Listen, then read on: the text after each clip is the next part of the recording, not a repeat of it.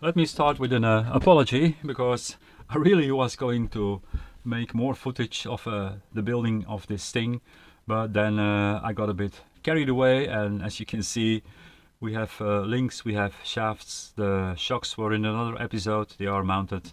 So if I unbolt this from the jig, we actually have a roller. Okay, what needs to be done, that is electronics. As you can see, we have a Yipin servo that will be getting its power from the BEC from the Rhino V80.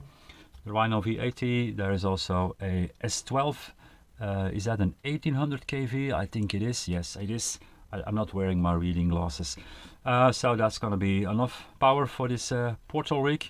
We can do it 3 or 4S. 7.4 volts, that's what it says. We have a few Yipins in servo, and I'm really happy with those. I should actually try one in Bolt and run it on 8.2. Is it 8.2 or is it 8.4? On the higher voltage, and see if it survives. We have the 18% underdrive gearbox in here. I will have to unmount this one to get the motor in, because this is not really a gearbox which you want to work on whilst it is in the vehicle. That's a little bit fiddly. Maybe I will come back on how we do this on this and how we set the pinion. Then what else is there? Yeah, links are mounted. Working with this jig, it is so easy to mount everything in here.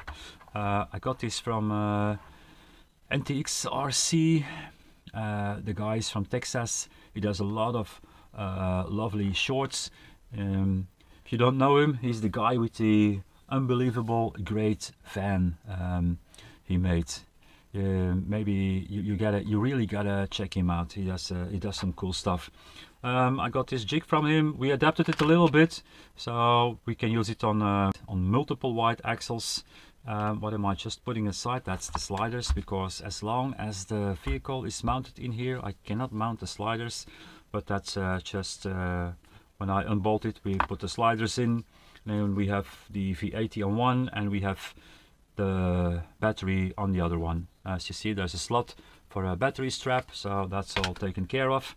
Where was I going? I don't know anymore. I just want to see, I don't know if that camera picks it up, but I want you to see how much clearance we actually have. And I think that is exactly where the tire, maybe a little lower, where the tire is going to sit. And we have, now shocks are completely extended, of course. On ride height it will be a little lower, but I think you can see we have a good bit of clearance.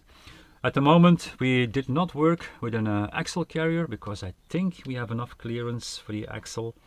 I'm happy with the pinion angle in the front. That's gonna stay like this. I don't want it any higher, because we will lose caster. And then in the rear, it's maybe a little bit far up, but that is easy adjusted, as we have a lot of holes over here to put the upper links in. We actually can, yeah, there's so many holes that it can be really nicely, you can adjust it really nice. You don't have to tread on the rod ends on and off. Vince has his own tires, but he also has his own body.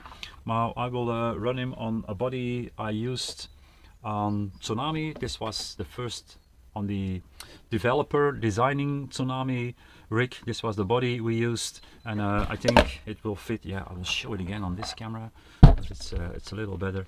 I think we can get away with that, and then all we need to do, there's no holes, but I think we can get away with two like this. Put one over here, put one over here, and then the body is attached. More than good enough. Something like this. Where's the other one? Over here. So yeah, that's gonna look perfect actually. Yeah, I should have taken you on the complete journey. I realize that now. I will try to better my life and show more of this build. Before, yeah, the next video will probably be this one as a runner. However, I might do the motor, the setting up of the system, something like that, putting it on the scales, and then we will be outside and see how this thing performs. yeah, I'm happy as it is, as it sits here right now. Let me see what else is there to say. Link length, if you are interested.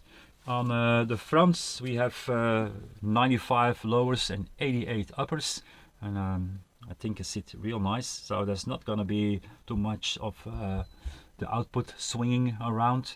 And then also on the rear the difference is not too much. We have 170 lowers and 157 uppers. What else is there to say? Vince wanted a 315 rig, and on a jig like this, that is really easy to set up. You don't actually have to measure the center of the axles, because we can just measure on the jig from the front to this post to the front of this post. 315, exactly 315. It is really such an easy thing to set everything up. These ones are no longer in use. I don't know if you can see them. I have to do it like this again, because these ones, they kept the pinion on a correct angle, yeah, until you mount the drive shafts, of course. Now this one, that's the only thing. It's for a center pumpkin axle, but we have a solution for an offset angle.